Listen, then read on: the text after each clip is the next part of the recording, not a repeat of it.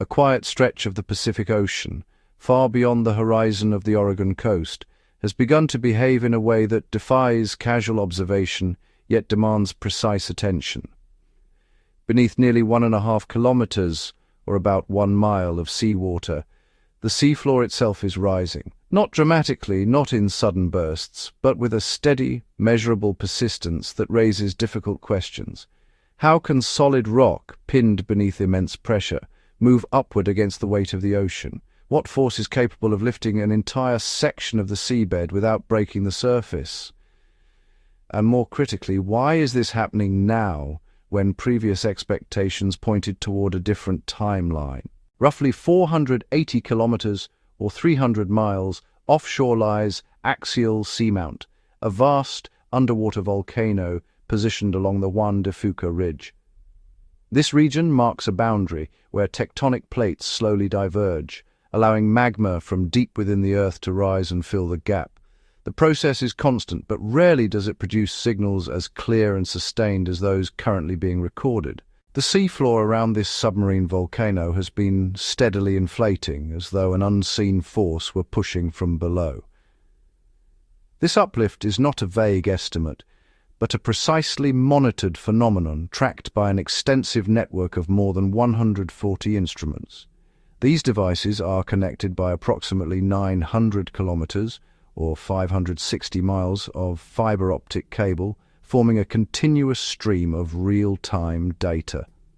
Every shift, every vibration, every millimeter of movement is recorded and transmitted through the Ocean Observatory's Initiative Regional Cabled Array, operated by the University of Washington. The data reveal a pattern that has repeated itself over centuries, though never with such clarity. Axial Seamount is not an isolated anomaly. It is a system that has erupted approximately 50 times over the past 800 years. Each event follows a sequence that begins quietly. The seafloor rises gradually as magma accumulates beneath the surface, filling a chamber within the volcano. Pressure builds incrementally, often unnoticed except by instruments capable of detecting subtle deformation. Then, at a critical threshold, the system fails. The accumulated magma escapes, the seafloor collapses, and the cycle begins again. Documented eruptions in the years 1998, 2011, and 2015 established a timeline that suggested increasing frequency. Each interval between eruptions shortened, reinforcing the expectation that another event would follow within a similar or even reduced span of time.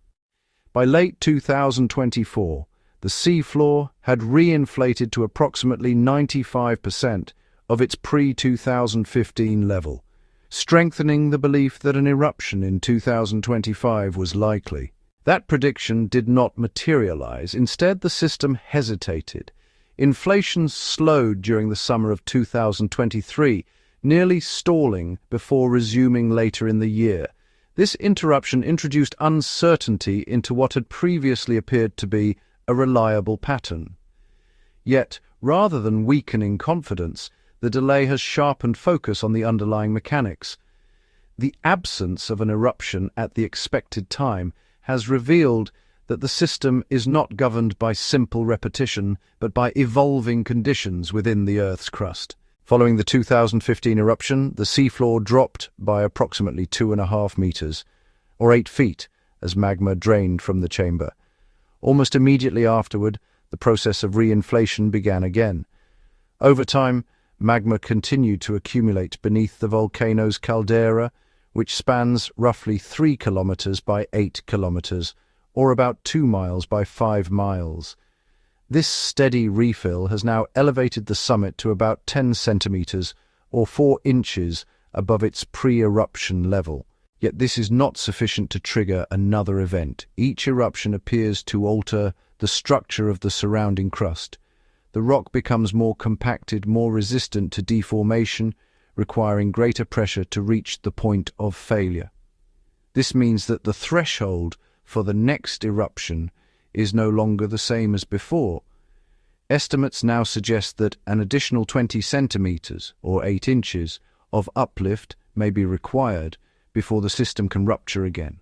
At the current rate of inflation, measured at approximately 13.5 centimeters per year, or just over 5 inches annually, this threshold could be reached sometime between the middle and latter part of 2026. But uplift alone does not dictate the timing. Another critical factor lies in the seismic activity accompanying the deformation. Beneath the seafloor, earthquakes occur as the crust adjusts to the increasing pressure. These are not the large destructive events associated with continental faults, but smaller, frequent tremors that collectively reveal the stress within the system.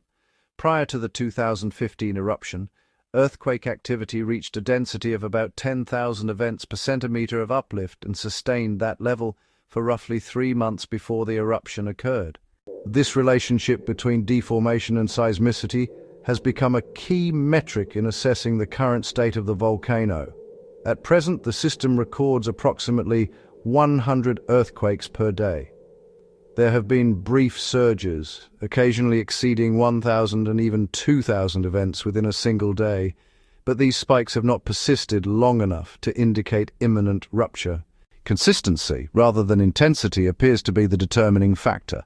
The immense pressure at these depths adds another layer of complexity. A column of seawater measuring around 1,500 meters, or 4,900 feet, exerts more than 140 atmospheres of force on the seafloor. Under such conditions, the idea of the ocean floor rising seems counterintuitive. Yet magma, driven by forces originating deep within the earth, is capable of overcoming this pressure, lifting the crust upward despite the weight above it. This interaction between internal pressure and external force creates a delicate balance. The magma chamber must accumulate enough pressure to deform the crust, but the crust itself resists strengthening after each eruption. The result is a system that does not simply repeat its past behavior, but evolves with each cycle, becoming incrementally more difficult to trigger.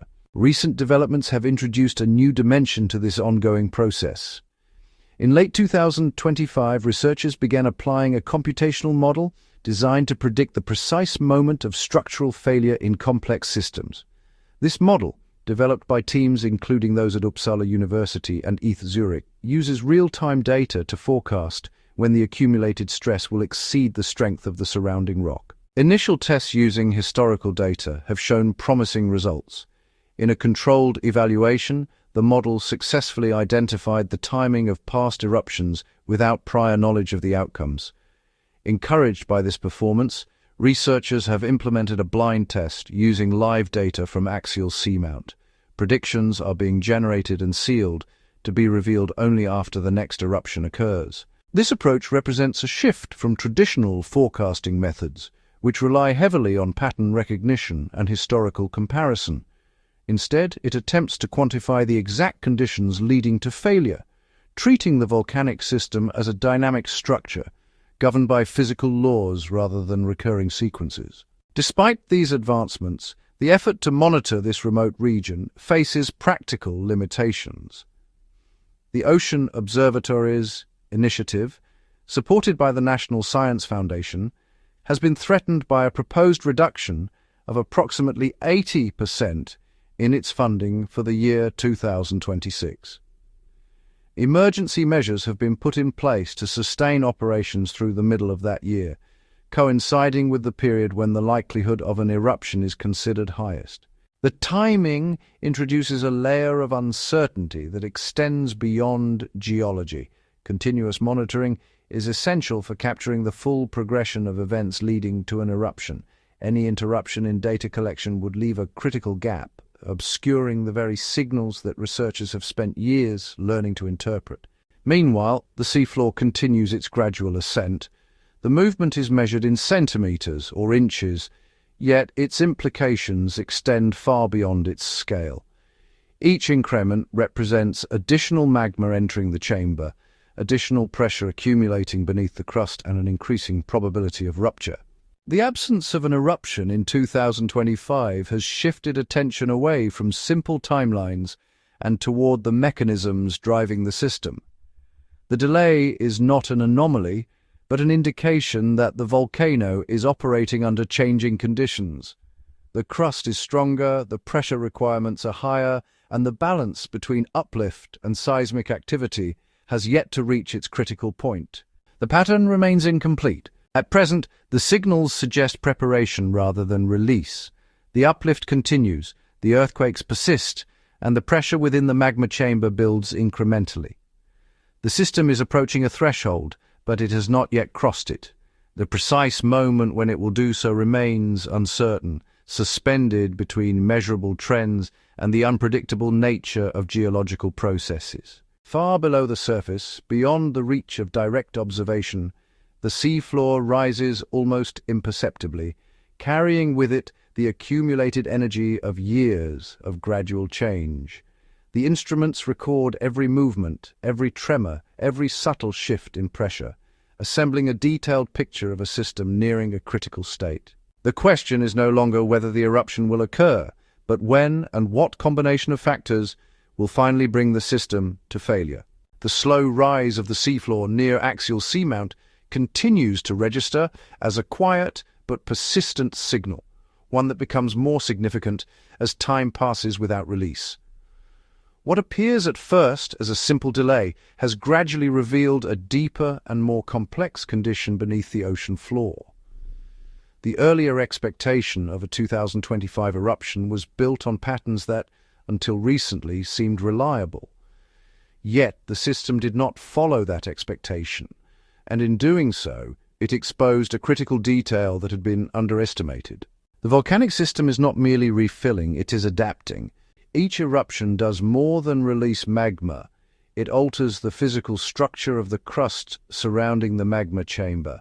When magma drains, the overlying rock collapses slightly, compacting and tightening the structure. Over repeated cycles, this process reinforces the crust, making it less flexible and more resistant to deformation. The implication is direct. The amount of pressure required to trigger the next eruption increases over time, even if the rate of magma supply remains consistent. This explains why the current uplift has already surpassed the level observed before the 2015 eruption, yet no rupture has occurred. The volcano is not behind schedule in a conventional sense. Instead, it is approaching a new threshold, one that is higher than before and more difficult to reach. Beneath the caldera, magma continues to accumulate within a chamber that is both confined and pressurized. The chamber lies beneath a structure measuring several kilometers across, sealed by rock that has been repeatedly compressed. As magma enters, it forces the surrounding crust outward, producing the gradual inflation observed at the seafloor. However, the resistance from the overlying rock slows the process, preventing rapid expansion and allowing pressure to build over longer periods. This extended build-up changes the behavior of the system. Instead of a predictable cycle driven primarily by volume, the eruption timing becomes controlled by the strength of the crust itself. The rock must reach a point where it can no longer contain the pressure beneath it. Until that moment, the system remains in a state of tension, with energy accumulating but not yet released. Seismic activity provides a window into this hidden process. The earthquakes occurring beneath Juan de Fuca Ridge are not random disturbances. They are the result of stress adjustments within the crust as it responds to increasing pressure. Each small tremor marks a microfracture or a shift along a fault line, indicating that the rock is being pushed toward its limit. At present, the rate of approximately 100 earthquakes per day reflects a system under steady but controlled stress. Occasional spikes into the thousands suggest brief periods of increased instability, yet these bursts have not been sustained. The absence of prolonged high activity indicates that the crust, while stressed, has not yet reached the critical condition required for failure. The relationship between uplift and seismicity remains one of the most important indicators. When both increase together and remain elevated for an extended period, the likelihood of an eruption rises sharply.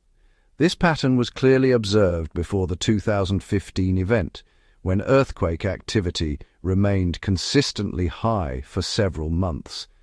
The current data show movement toward that state, but not its completion. The role of pressure at depth cannot be overstated. At nearly 1.5 kilometers beneath the ocean surface, the weight of the overlying water creates an environment of extreme confinement. More than 140 atmospheres press down on the seafloor, effectively sealing the system. For magma to overcome this force, it must build sufficient internal pressure to deform and eventually fracture the crust above it. This is the central tension within the system. The magma pushes upward, driven by heat and buoyancy, while the combined weight of the ocean and the strength of the crust push downward. The balance between these opposing forces determines the timing of the eruption. As the crust strengthens over successive cycles, the balance shifts, requiring greater internal pressure to achieve the same result. The continued inflation suggests that magma supply remains active and sustained. There is no indication that the source of magma has diminished. Instead, the system appears to be storing energy more effectively, holding it for longer periods before release. This has the effect of increasing the potential intensity of the eventual eruption, not necessarily in terms of explosiveness, but in the volume and rate of magma discharge once the threshold is reached. Another development shaping the current understanding involves the use of predictive modeling based on physical principles rather than historical repetition. The model being applied to axial seamount treats the volcanic system as a structure approaching failure under stress. By analyzing the rate of deformation, the frequency of seismic events, and the accumulation of pressure, it attempts to identify the precise moment when the system will break. This method differs fundamentally from earlier approaches. Instead of asking when eruptions have occurred in the past, it asks how the system behaves as it nears failure. The distinction is subtle but significant. It shifts the focus from timing based on intervals to timing based on conditions. Early tests suggest that this approach may offer a more accurate forecast, particularly in systems where conditions change over time. The ongoing blind test, in which predictions are recorded but not revealed, will provide a measure of its effectiveness once the next eruption occurs. Until then, the model operates in parallel with traditional monitoring, offering an additional perspective rather than a replacement. Meanwhile, the infrastructure supporting this level of observation remains under pressure. The Ocean Observatories Initiative, funded through the National Science Foundation, continues to operate under the threat of significant budget reductions. The network of sensors, cables, and monitoring stations requires constant maintenance and support. Without it, the continuous stream of data that makes this level of analysis possible would be interrupted. The timing of this uncertainty is notable. The projected window for a potential eruption, based on current rates of uplift and pressure accumulation, falls within the same period when funding limitations could affect operations. The possibility of losing real-time observation at a critical moment introduces a risk that extends beyond scientific interest. It would mean missing the opportunity to fully document a process that has taken years to develop. As the system progresses, the signals become more tightly linked. Uplift continues at a measurable rate. Seismic activity fluctuates but trends upward over longer intervals.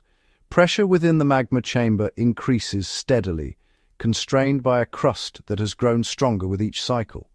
All elements are moving in the direction of a threshold, yet none alone can define the exact moment of transition. The key lies in their convergence. When uplift reaches the necessary level, when seismic activity sustains a high rate over time, and when internal pressure exceeds the strength of the crust, the system will shift rapidly. The seafloor, which has been rising gradually, will collapse as magma escapes. Lava will spread across the ocean floor, forming new layers of basalt along the ridge. The process will occur deep beneath the ocean, largely invisible from the surface, yet it will mark the release of energy that has been building for years. The volcano is not late, it is waiting for a higher limit to be reached. This realization shifts the understanding of volcanic forecasting in submarine environments. It highlights the importance of considering not only the rate of magma supply but also the evolving strength of the crust. It demonstrates that each eruption modifies the system in a way that influences future behavior, creating a dynamic process rather than a repeating cycle. As of now, the build-up continues. The seafloor rises incrementally, the earthquakes persist, and the pressure beneath axial seamount grows. The system approaches a point where all conditions align, yet remains just below it. The The timing of that alignment remains uncertain, but the direction is clear. Far offshore, beyond direct visibility, the ocean floor is being reshaped by forces that operate on scales both immense and subtle. The data collected through the network connected to the University of Washington continues to track every change, building a record of a system approaching release. When that moment arrives, it will not come as a sudden anomaly, but as the inevitable outcome of a process that has been unfolding step by step. The pressure will exceed the strength of the crust, the structure will fracture, and the accumulated magma will find its path to the surface of the sea floor. Until then, the signals continue to build, each one adding to a pattern that is now clearer than before, yet still incomplete. If you found this breakdown clear and informative, consider supporting the channel by liking, sharing, and subscribing, and tap that hype icon to help this video reach a wider audience.